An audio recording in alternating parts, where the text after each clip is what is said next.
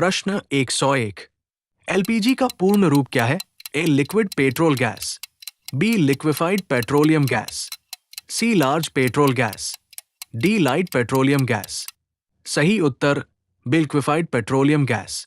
व्याख्या: एलपीजी घरों में खाना पकाने में प्रयोग होती है। रोचक तथ्य: ये स्वच्छ ईंधन माना जाता है। प्रश्न 102। अम्ल और क्षारक आपस में मिलकर क्या बनाते हैं? ए. अम्ल, बी. क्षार, सी. लवण, डी. गैस। सही उत्तर सी. लवण। व्याख्या: जब अम्ल और क्षारक आपस में प्रतिक्रिया करते हैं तो लवण और जल बनता है।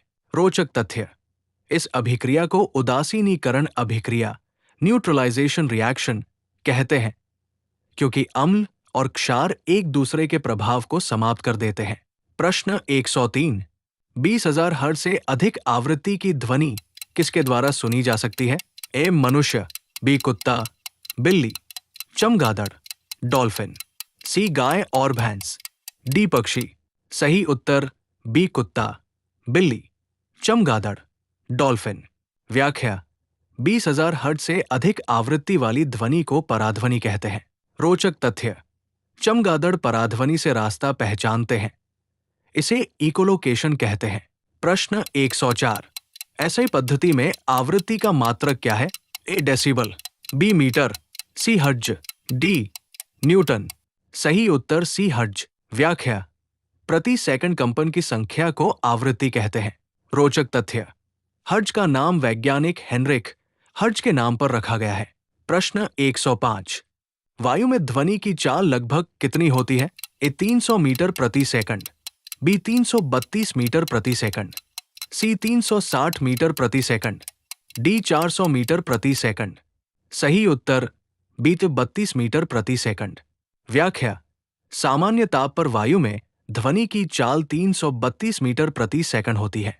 रोचक तथ्य: ठोस में ध्वनि की चाल सबसे अधिक होती है। प्रश्न 106। अवतल दर्पण का परावर्तक तल कैसा होता है?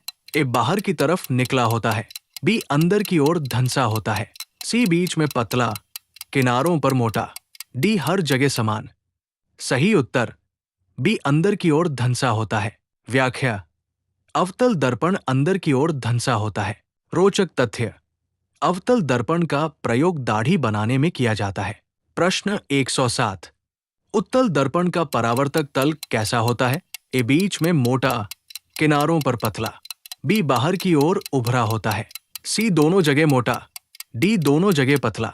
सही उत्तर बी. बीच में पतला, किनारों पर मोटा। व्याख्या: उत्तल दर्पण बाहर की ओर उभरा होता है। रोचक तथ्य: वाहनों के साइड मिरर उत्तल दर्पण होते हैं। प्रश्न 108। उत्तल दर्पण में प्रतिबिंब कैसा बनता है? ए. उल्टा और वास्तविक, बी. सीधा, आभासी और छोटा, सी. उल्टा और बड़ा, डी. सीधा और वास्तविक। सही उत्तर बी. सीधा, आभासी और छोटा। व्याख्या: उत्तल दर्पण हमेशा छोटा प्रतिबिंब बनाता है। रोचक तथ्य: इसी कारण पीछे का दृश्य अधिक दिखाई देता है। प्रश्न 109। अवतल दर्पण में सामान्यतः प्रतिबिंब कैसा बनता है? ए. सीधा और छोटा, बी. सीधा और आभासी, सी. उल्टा और वास्तविक, डी. बी और सी दोनों। सही उत्तर डी. बी और सी दोनों। व्याख्या: अवतल दर्पण में प्रतिबिंब दूरी पर निर्भर करता है। रोचक तथ्य: दूरी के आधार पर यह वास्तविक और उल्टा प्रतिबिंब बड़ा भी बना सकता है और छोटा भी, किंतु आभासी और सीधा प्रतिबिंब केवल बड़ा ही बनाता है। प्रश्न 110। नींबू और संतरे के रस में कौन सा अम्ल पाया जाता है? ए. लैक्टिक अम्ल, बी. टार्टरिक अम्ल, सी. साइट्रिक अम्ल, डी. एसिटिक अम्ल। सही उत्तर सी. साइट्रिक अम्ल। व्याख्या: नींबू और संतरे का खट्टा स्वाद साइट्रिक अम्ल के कारण होता है। रोचक तथ्य: साइट्रिक अम्ल विटामिन सी से जुड़ा होता है, जो शरीर की रोग प्रतिरोधक क्षमता बढ़ाने में सहायक है। Please like, subscribe and share.